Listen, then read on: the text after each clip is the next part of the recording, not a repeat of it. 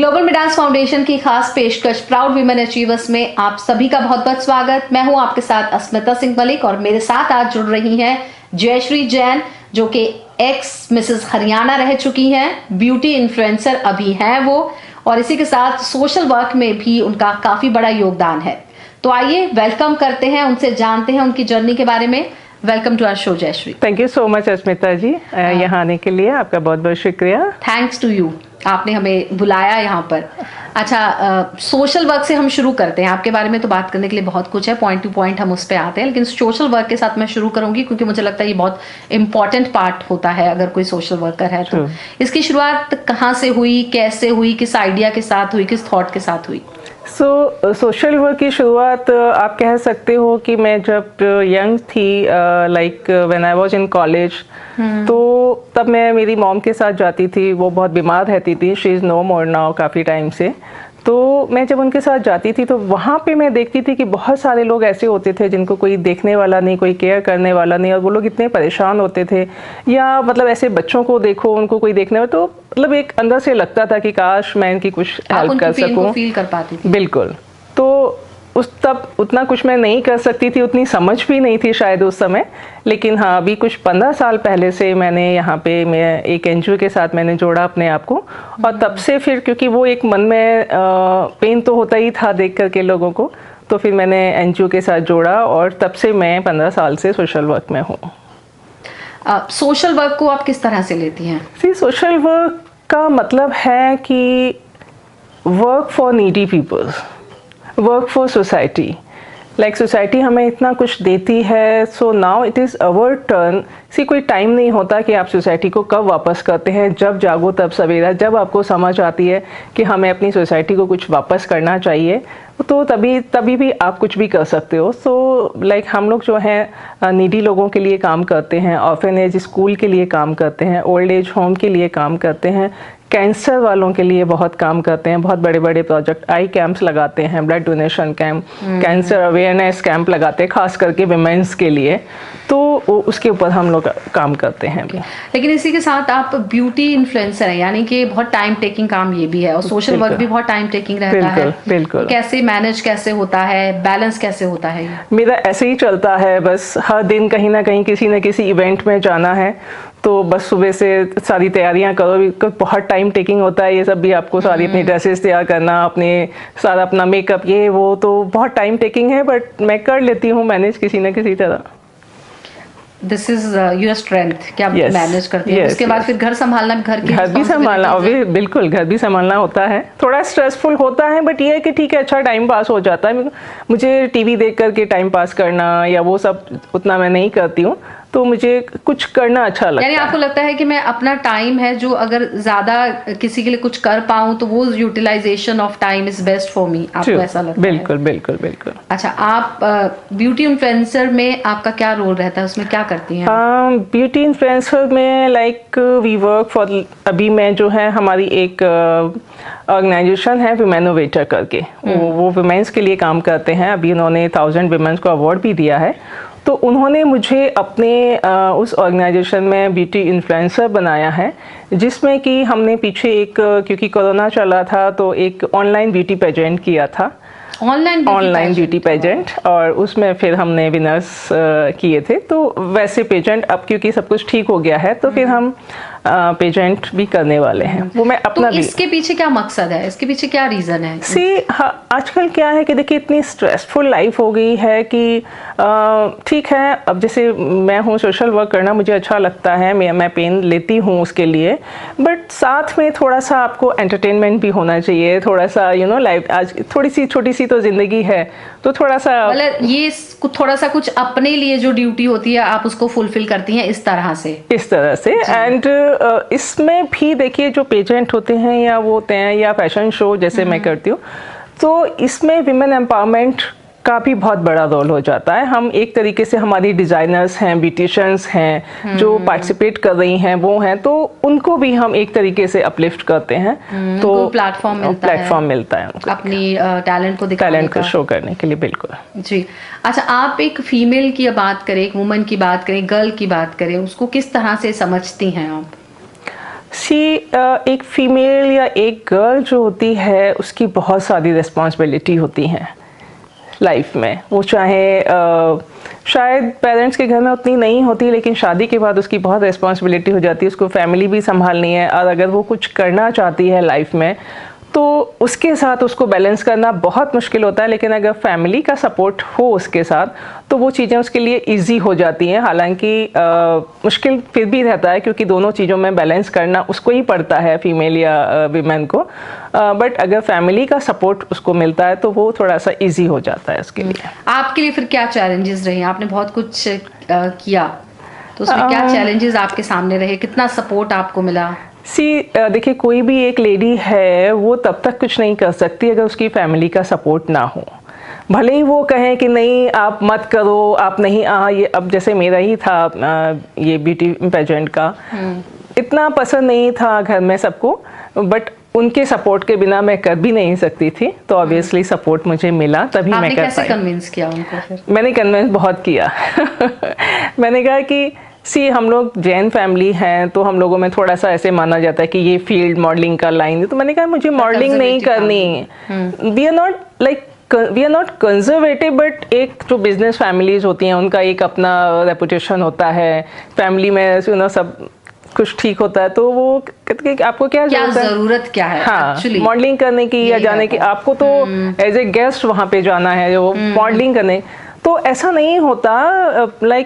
मेरा क्या था, जब कॉलेज के टाइम से ही मुझे मतलब ऐसा कोई दिन नहीं गया होगा जिससे मुझे कॉम्प्लीमेंट्स ना मिलते हों, मुझे कोई कहता ना हो कि आप मॉडलिंग कर लो, आप फिल्मों में अभी भी इतने ऑफर्स आते हैं। बट मुझे पता है अभी भी आते हैं, भरा पड़ा एवरी डे में जवाब भी, लेकिन मुझे पता है कि मैं नहीं कर सकती, मेरी फैमिली मुझे अलाउड नहीं करती उसके लिए। तो कुछ कभी बुरा लगता है? बुरा नहीं, ठीक है। अब एक यंग एज में जब आप कोई भी चीज़ करते हो तो वो आप ज़्यादा अच्छा कर पाते हो। हालांकि कुछ भी शुरू करने की, मैंने भी अभी इसीलिए ये शुरू किया, कोई एज नहीं होती, कोई उम्र नहीं होती। बट ठीक है, जितना फैमिली ने मुझे अलाउड किया है उसको भी मुझे बैलेंस करना है।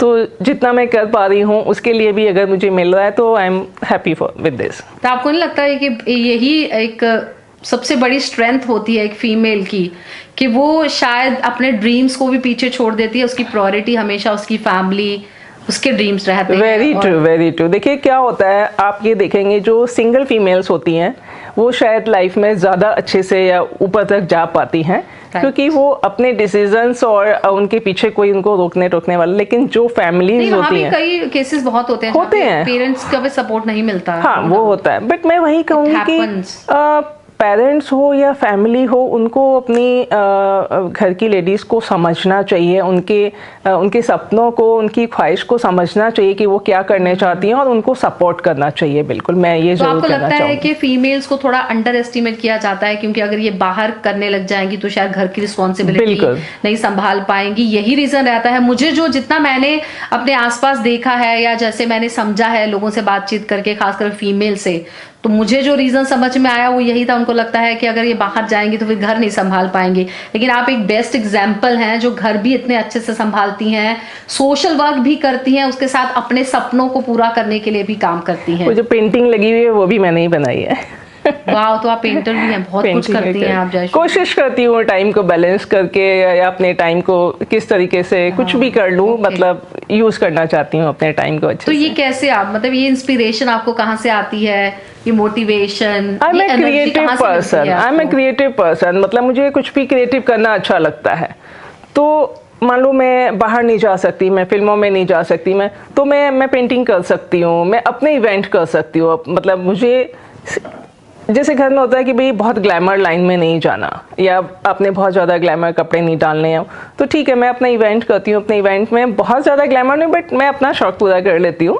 और साथ में मुझे ये अच्छा लगता है कि मैं एक प्लेटफॉर्म भी दे रही हूँ कुछ लोगों के, मतलब जितना भी हो सकता है उतने गर्ल्स के लिए, उतने वुमेन्स के लिए मैं एक प्लेटफॉर्म करा रही हूँ। तो शायद मुझे वो ज़्यादा अच्छा, बजाय मैं खुद करूँ किसी के लिए, मैं किसी को प्लेटफॉर्म दे सकूँ, वो मैं ज़्यादा अच्छा समझती हूँ। अभी तक के आपकी जर्नी की अगर आपसे पूछा जाए, आपकी अचीवमेंट आपके नज़र से क्या है? मैं कहूँगी कि अचीवमेंट का कोई लिमिट नहीं होती। आप जितना मर्जी अचीव कर लो वो फिर भी कम लगता है। आप आज आप मंत्री हो, कल प्रधानमंत्री हो, नेक्स्ट डे राष्ट्रपति हो, बट कोई लिमिट नहीं होती, कुछ भी बन जाओ आप। तो आप अपने टाइम को, अपने घर को, अपने काम को, अपने बच्चों को बैलेंस करते हुए, एक हार्मनी बनाते हुए जो अचीव करते हो, वही सब it's a big achievement I think. Okay, और आपकी स्ट्रेंथ के बारे में बात करें तो क्या बताएंगे आप हमें? मेरी स्ट्रेंथ मेरे हस्बैंड, मेरा बच्चा, मेरा बेटा। ज्यादातर यही जवाब मिलता है मुझे, मैं किसी भी फीमेल से पूछती हूँ, माई हस्बैंड, माई फैमिली। अपने आप में भी तो कुछ होगा अपना। ऑब्वियसली अगर मेरे अंदर ये इच्छा ना हो या शक्ति ना हो तो शायद मैं उनकी से कुछ नहीं होगा। आपकी स्ट्रेंथ क्या? आपकी विल पावर, डिटर्मिनेशन? मेरी डिटर्मिनेशन, मेरी विल पावर यही है कि मैं ज़्यादा से ज़्यादा कर सकूं समाज के लिए, लोगों के लिए, वही मैं करना चाहती हूँ। अच्छा, आपको जब अपने लिए वक्त मिलता है, बहुत सारी एक्टिविटीज में आप इन्वॉल्व रहती हैं, तो वक्त कभी मिलता होगा थोड़ा बहुत आपके लिए, तो उसमें आप क्या करना पसंद करती हैं? बहुत थोड़ा सा रिलैक्स भी करना पसंद करती हूँ। फिर कभी सोने का मेरा इतना नहीं है। फिर कैसे रिलैक्स करती हैं आप अपने आप को? मैं थोड़ा पार्लर चली जाती हूँ। थोड़ा रिलैक्स करती हूँ। मैनिक्योर पेडिक्योर गर्ल्स को तो ये सब चाहिए होता है, तो हम रिलैक्स हो जाते हैं। और बहुत सारे काम एक्चुअली दिन में मेरे पास सच में टाइम ही नहीं होता। पेंटिंग में ये करती हूँ, बट मुझे शौक है पेंटिंग का, 2 ही 3 बनाई है, उसके बाद मुझे टाइम ही नहीं मिलता अभी करने का। टाइम बहुत कुछ है आपके पास करने को, लेकिन वक्त की बहुत कमी है। सच में वक्त नहीं है। कितने घंटे काम करती हैं वैसे 24 घंटों में आप? मैं तो सोचो, आप सुबह उठती हूँ 7 बजे और रात के 11-12 बजे तक कुछ ना कुछ मोबाइल पे उस पे चलता ही। मुझे ये लगता है ये वक्त भी कम है, मुझे ऐसा लगता है। ये वक्त भी मुझे कम लगता है। किसी को अपना वो सोना पड़ता है जबरदस्ती। आइडियल मानती हैं आप किसी को? आइडियल मैं सरोजिनी नायडू जी को मानती हूँ। और क्या खास उनके बारे में आपको ज्यादा? देखिए, उन्होंने भी वुमेन एम्पावरमेंट के लिए बहुत आवाज उठाई थी, और उस जमाने में क्रांति लेकर वो आई थी। तो आई थिंक वो हमारी बहुत बड़ी आइडियल है। अच्छा, आज के टाइम में आप फीमेल्स की जो पार्टिसिपेशन है इस पूरे अपने सिस्टम में, उसको किस तरह से मानती है? कम है, ज्यादा है? अगर कम है तो क्यों है? आपको क्या लगता है इसके पीछे रीजन? देखिए, ऑब्वियसली बहुत कम है। क्यों है पर? उसकी मेन वजह हम कह सकते हैं कि शायद हमारा समाज, हमारी फैमिलीज, क्योंकि हमारा समाज नहीं चाहता कि लेडीज या वुमेन बहुत आगे आएं।